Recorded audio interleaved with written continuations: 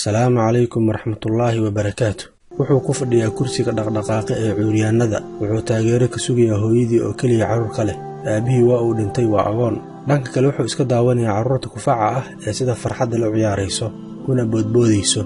aadaysana goobaha waxbarashada iyo meelaha lagu madadaalo laakiin asiga wuxuu maxbuus ku yahay kursiga korkiisa hooyadii ma awoodo inay daaweyso geysana goobaha waxbarashada waxay ku dadaalaysaa sidii ay u quudin lahayd hooyo alfa waa maamo sawir badan xirfadna waxay ka garanaysaa shokolaad samaynta wiilkeedii kursiga laazimay ay u dhawaatay markaas bay ku dhahday gawaran haddaan ku baro xirfad aad ku maarayso noloshaada wiilkii kursiga maxbuuska ku ahaa ayaa ku jawaabay diyaar ayaan u ah inaad i barto haddaba waa kuma inankaasi oo waxaasoo dhibaato ah ay ku goobteen wuxuu dhashay Franklin Clarence Maris sanadkii 1883 wuxuuna ku dhashay Minnesota dalweynaha Mareykanka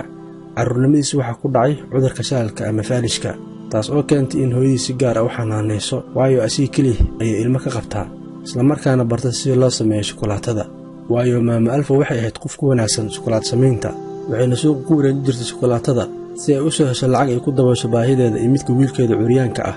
Franklin ayaa bilowgiiba ku adkaatay shukulaad samaynta taas oo ku keentay inuu isku dayo inuu ka carro barashada shukulaad samaynta laakiin doorasho kale ma leh waayo waa curyaan inta badanna kursi ku fadhiya gurigana aan meel uga baxaynin sidaas daraaddeed wuxuu ku qasbanaaday inuu shukulaad samaynta waqti ku bixiyo muddo yar kadib wuxuu sameeyey shukulaato macaan asigoo aan hooyadiis garab ka helin maama alfa ayaa la yaabtay macaanka shukulaatada uu sameeyey wiilkeeda kadibna waxay u yeertay carruurtii xaafadda si ay u arkaan shukulaatada uu sameeyey saaxiibkooda ku xabisan kursiga ciyaalkii way la dhaceen shukulaatada kadibna waxay bilaabeen inay guriga soo buux dhaafiyaan mid kastana noqdo saaxiibka ugu dhow Franklin si ay ugu helaan gobol shukulaato oo bilaash ah curyaankii kursiga korkiisa maxbuuska ku ahaa hadda wuxuu helay saaxiibo danaystayaal ah cunugii murugeysnaa wuxuu isku bedelay wiil faraxsan wuxuuna ogaaday inuu leeyahay awood uu wax ku qabsan karo wuxuuna ku soo baxay wiil xariif ku ah farsamaynta shukulaatada si uu ugu faa'iideysto mawhiibadiisa isla markaana u helo xoolo badan wuxuu guriga hortiisa la soo fadhiisay shukulaatadii shakhsiyaadka waddada soo marayeen wuxuu ka iibin jiray shukulaato ugu magac daray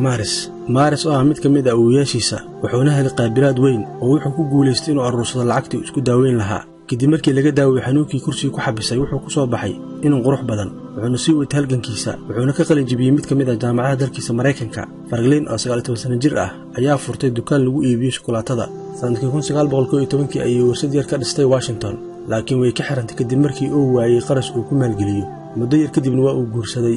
inkastoo Franklin uu ku guulaystay mashruuc badan haddana markasta wuxuu ku fakarayay sida uu mashruuciisa shukulaatada guul ugu gaari lahaa sidaas daraaddeed sanadkii 1920 ayuu dhisay warshad cusub oo soo saarta shukulaatada wuxuuna iska ilaaliyay inuu ku dhaco qaladaadkii hore wuxuuna farsameeyay shukulaatada Maris oo ah mid ka mid ah shukulaatooyinka maanta looga jecel yahay dunida Franklin ayaa in muddo ka cabanayay xanuun dhanka wadnaha ah oo aakhirkii uu dhintay sanadkii 1934